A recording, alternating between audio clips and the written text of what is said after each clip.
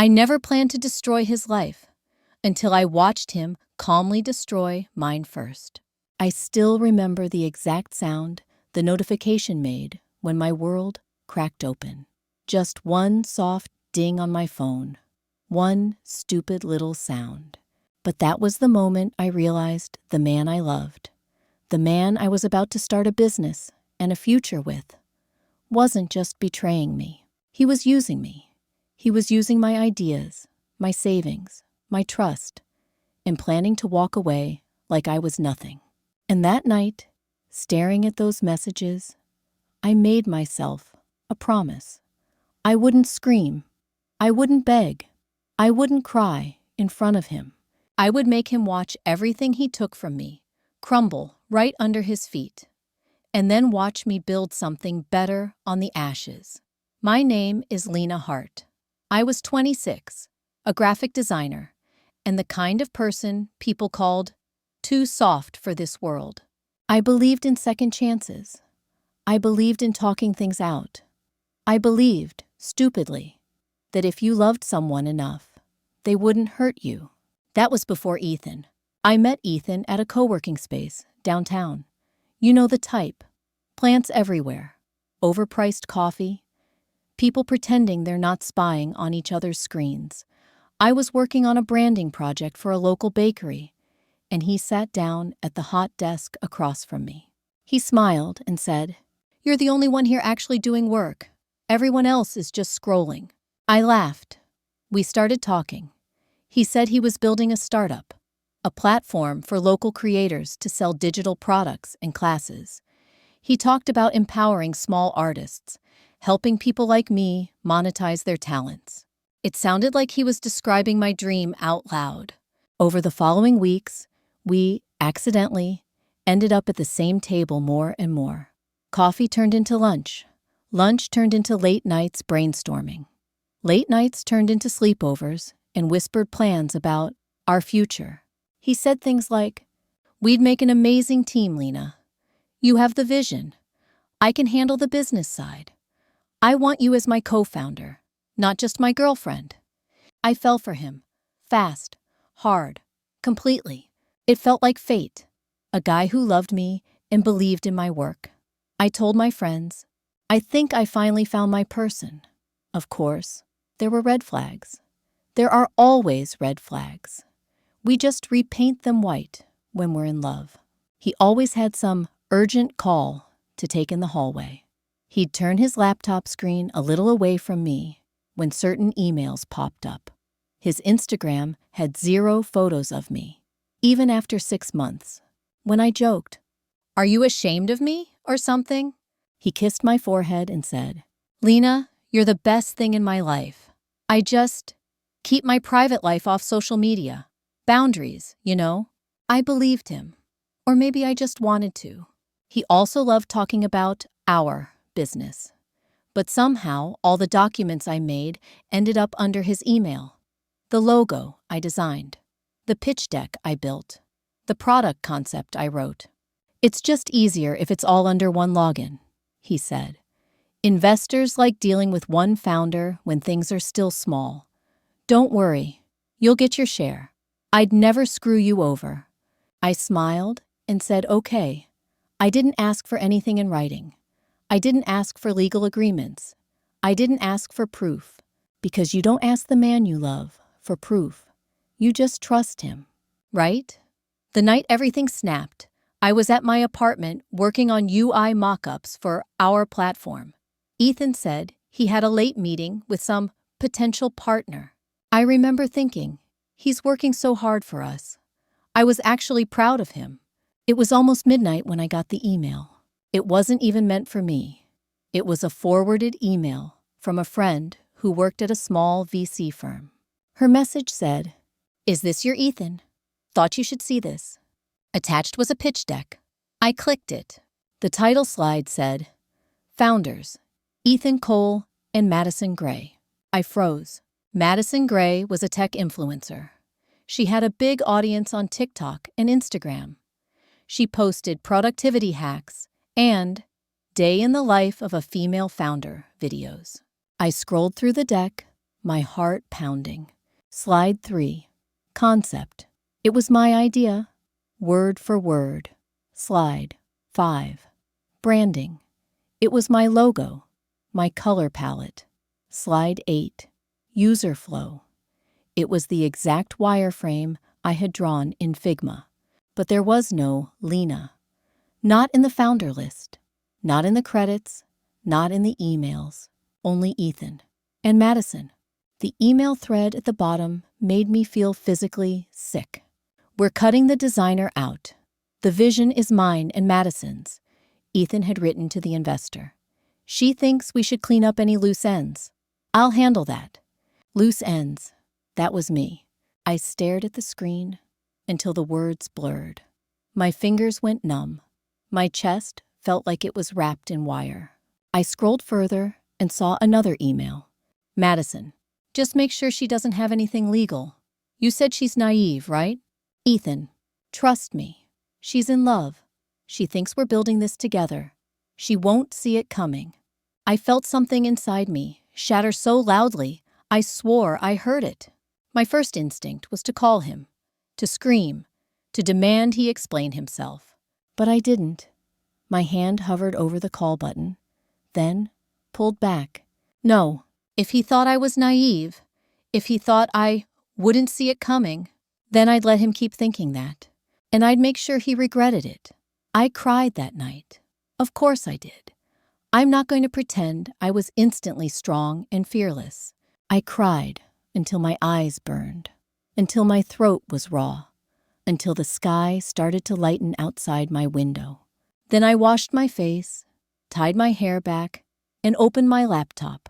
If Ethan wanted to play business games, fine. He'd just forgotten something crucial. Without me, he had a pretty face for his brand, a big influencer partner, but no product.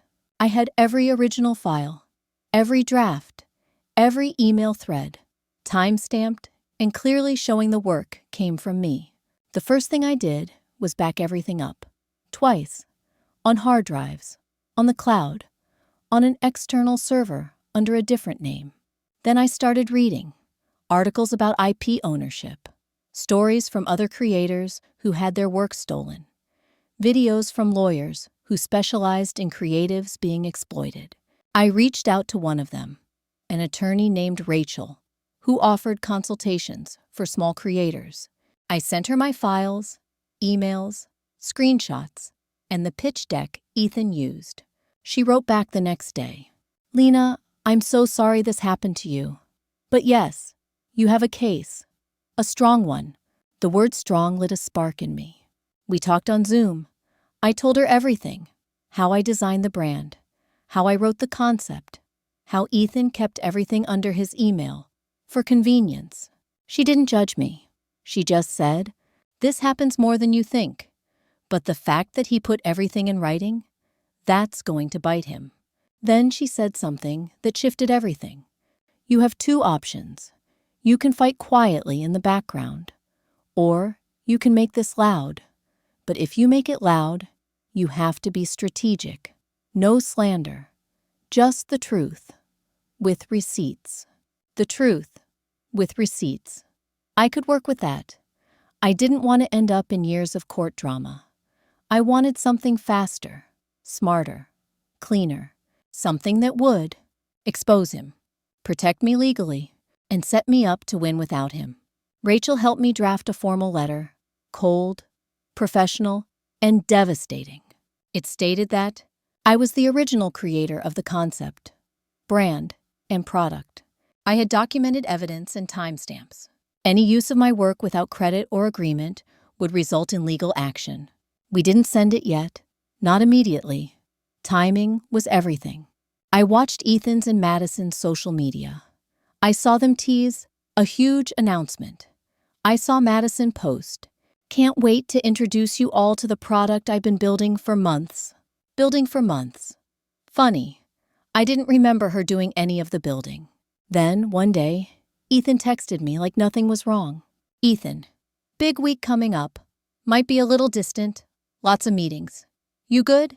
Me. Yeah, totally. I'm excited for you. He replied with a heart emoji. I wanted to throw up, but I played along. Over the next few days, I acted normal. I sent him a couple of old designs, just in case he needed them. I made small talk. I asked about meals, about sleep, about stress. He was so comfortable in his lie that he didn't even notice mine. The big day came on a Thursday. Madison announced a live webinar where she and Ethan would reveal their new platform for creators. She blasted it all over her socials. Ethan sent me a casual text. Tune in if you want to see what I've been working on. I think you'll be proud. Proud. Sure. I signed up for the webinar. I also sent the registration link and all my documentation to Rachel. We had a plan.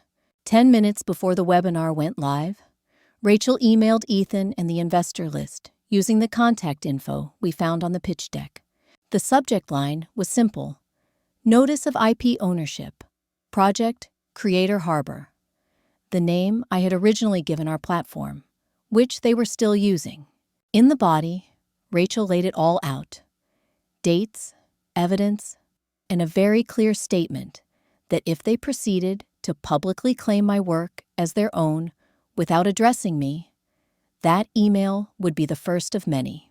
5 minutes before the webinar, my phone buzzed. Ethan, did you send some kind of legal thing? What is this? I stared at the screen, took a breath, and typed, I sent the truth. He called. I declined. He called again. I declined again. The webinar started. I watched the viewer count climb. Hundreds, then thousands of people tuned in. Madison appeared on screen, perfectly lit, perfectly styled, perfectly fake. Hi, everyone. I'm so excited you're here. Today, my co-founder Ethan and I are finally revealing the platform we've been building. For a second, she hesitated. Her eyes flickered off screen, like someone was frantically messaging her. She smiled wider, but it didn't reach her eyes. We've hit a minor technical delay, she said. Ethan is just, handling some last-minute details. The chat started filling up. What's happening? Is this a scam? Did they forget to launch? In that exact moment, Rachel's second email went out, this time including screenshots of my original work, and a note that several investors had responded, asking for clarification. Ethan finally appeared on screen next to Madison.